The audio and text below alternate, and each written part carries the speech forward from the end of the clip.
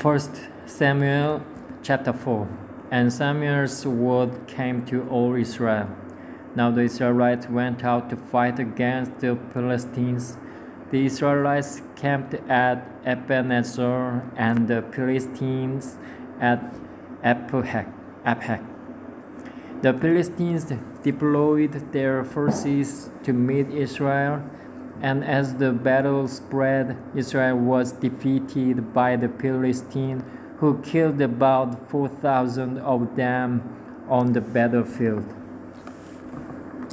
When the soldiers returned to camp, the elders of Israel asked, "Why did the Lord bring defeat upon us today before the Philistines? Let us bring the ark of the Lord's covenant from Shiloh, so that it may go with us and save us from the hand of our enemies." So the people sent men to Shiloh, and they brought back the ark of the covenant of the Lord Almighty, who is enthroned between the cherubim, and Aaron's two sons, Hophni and Phinehas, were there with the ark of the covenant of God. When the ark of the Lord's covenant came into the camp, all Israel raised such a great shout that the ground shook. Hearing the uproar, the Philistines asked, "Was all this shouting in the Hebrew camp?" When they learned that the ark of the Lord had come into the camp, the Philistines were afraid. "God has come into the camp," they said. "We're in trouble. Nothing like this has happened before. Woe to us! Who will deliver us from the hand of these mighty gods?" They are the gods who struck the Egyptians with all kinds of plagues in the desert. Be strong, Philistine. Be man, or you will be subject to the Hebrews. As they have been to you, be man and fight. So the Philistines fought, and the Israelites were defeated, and every man fled to his tent. The slaughter was very great. Israel lost 30,000 foot soldiers. The ark of God was captured, and Aaron's two sons, Hophni and Phinehas, died. That same day, a Benjamite ran from the battle line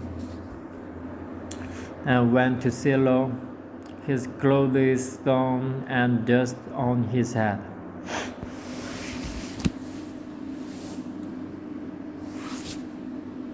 When he arrived, there was Eli sitting on his chair by the side of the road, watching, because his heart feared for the ark of God.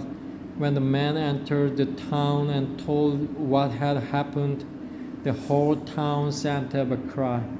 Eli heard the outcry and asked, "What is the meaning of this uproar?"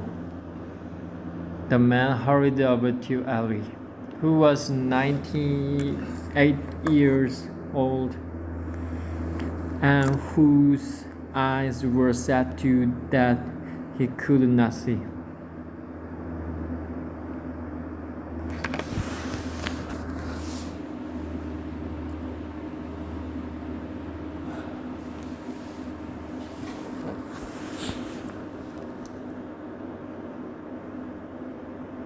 He told Eli, "I have just come from the battle line. I fled from it this very day." Eli asked, "What happened, my son?" The man who brought the news replied, "Israel fled before the Philistines, and the army has suffered heavy losses.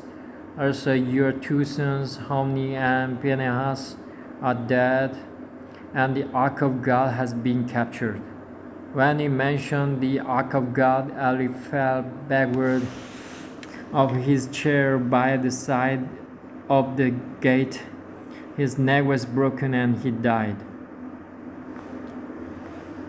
For he was an old man and heavy. He had led Israel 40 years. His daughter-in-law, the wife of Phinehas, was pregnant and near the time of delivery.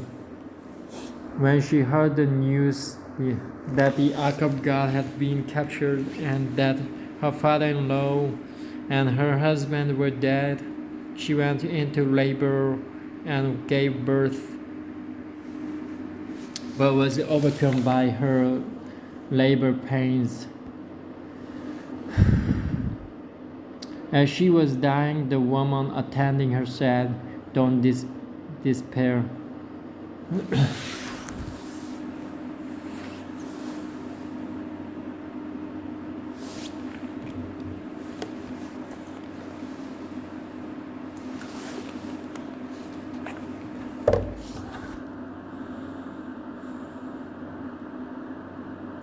You have given birth to a son, but she did not respond or pay any attention.